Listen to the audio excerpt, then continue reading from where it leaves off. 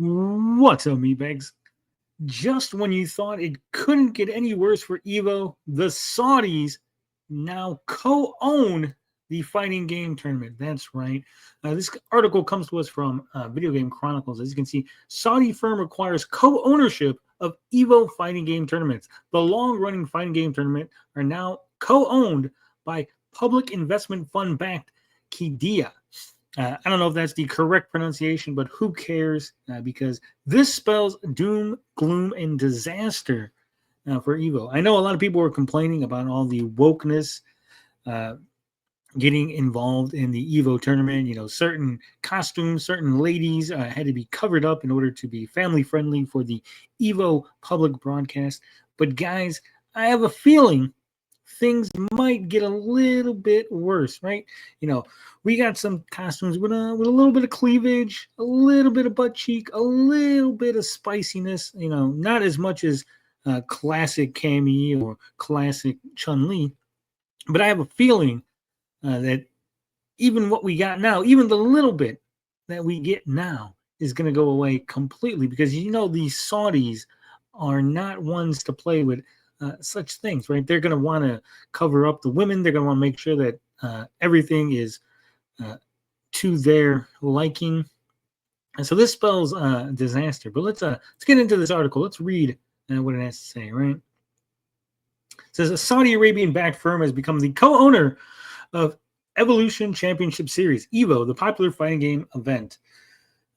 RTS, the co-owner of EVO, has been acquired by Qiddiya. It announced on Tuesday, Qiddiya is a planned Riyadh mega project supported by the Saudi Arabian government's public investment fund.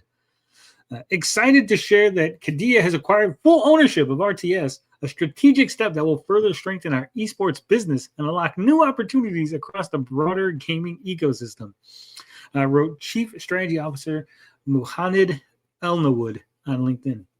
And most importantly, this one will enable Qiddiya to keep fueling the continued growth of Evolution Championship Series, the world's largest fighting game event since 1996, with unlimited potential to make sure that things fall in line with a certain religious sect, I'm sure.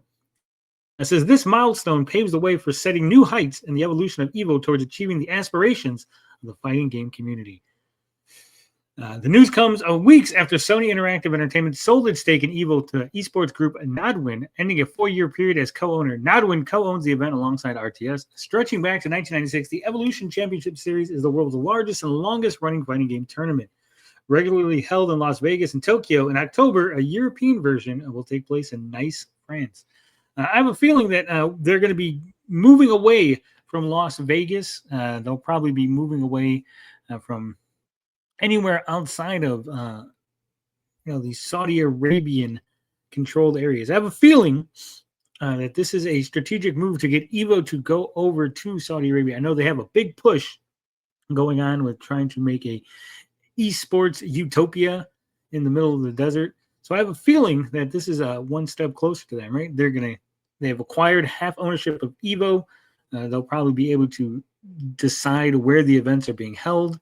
They'll be able to decide certain rules, what games are allowed.